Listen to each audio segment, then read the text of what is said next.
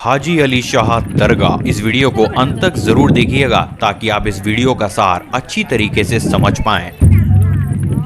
जब हम चाह रहे हैं लगभग 4 और बजत रहा है, कुल पानी आएगा। दक्षिणी मुंबई के वर्ली तट से कम 500 गज दूर अरब सागर के बीच एक तट पर 4500 वर्ग मीटर क्षेत्रफल में फैली यह अद्भुत और चमत्कारी दरगाह विश्व के उन चुनिंदा धार्मिक स्थलों में से एक है जहां सभी धर्म के लोग एक साथ आपसी प्रेम और भाईचारे से धागा बांधकर मन्नत मांगने आते हैं। 15वीं सदी की शुरुआत अर्थात 1431 में बनी हाजी अली शाह बुखारी की यह दरगाह हमेशा से ही रहस्य के घेरे में घिरी रहती है। सवाल यह है कि समुद्र में आने वाले तूफान और ज्वारों से उठने वाली विशालकाय लहरें आसानी से किसी भी भवन को चुटकियों में निस्तेनाबूद कर सकती हैं, लेकिन आज तक यह तूफान और लहरें इस दरगाह का बाल भी बाका क्यों नहीं कर पाई हैं? इस रहस्य को और भी गहरा बनाता है दरगाह तक जाने वाला सीमेंट का एकमात्र मार्ग जो समुद्र में ज्वार आने के समय पानी में पूर्ण रूप से डूब जाता है और इसे तत्कालीन बंद करना पड़ता है। लेकिन हैरान करने वाली बात तो यह है कि ज्वार में उठी पानी की इतनी ऊंची लहरों की एक बूंद भी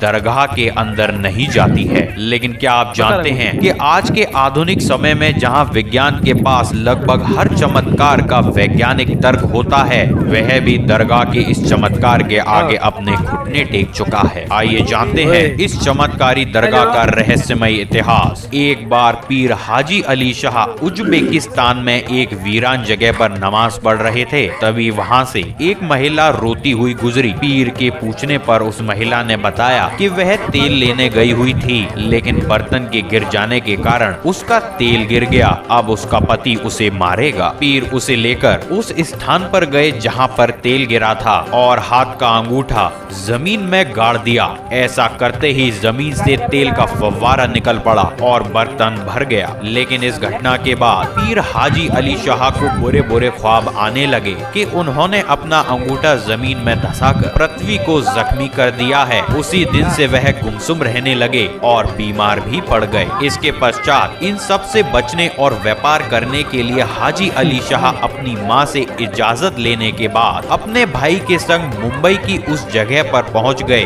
जो दरगाह के करीब थी। कुछ वक्त के बाद उनका भाई वापस लौट गया और हाजी अली शाह लोगों में इस्लाम का प्रचार और प्रसार करने के लिए भारत में ही रह गए। कहा जाता है कि उन्होंने अपनी मां को खत लिखकर यह गुजारिश की कि उज्बेकिस्तान में उनके हिस्से की संपत्ति को बेचकर गरीबों के भरण पोषण और उद्धार में लगा दिया जाए। कहा यह भी जाता है कि हाजी अली शाह अपने समय के काफी बड़े व्यापारी थे, लेकिन इस्लाम धर्म के प्रचार के लिए उन्होंने अपने व्यापार और आराम युक्त जीवन को त्याग कर एक संत की भांति जीवन यापन करना शुरू कर दिया था। इसके पश्चात पीर हाजी अली शाह अपना सारा धन गरीबों में बांटने के पश्चात हज के लिए मक्का की ओर रवाना हो गए। दुर्भाग्य से इस यात्रा के दौरान उनकी मौत हो गई। मरने से पहले उन्होंने अपनी अंतिम इच्छा जताई थी कि मरने के बाद उनको दफनाया ना जाए, बल्कि उनके कफन को समुद्र में ही डाल दिया जाए। लोगों ने उनकी अंतिम इच्छा का सम्मान करते हुए उनकी इस इच्छा को पूरा कर दिया। लेकिन चौंका देने वाली बात तो यह थी कि उनका ताबूत अरब सागर में होता हुआ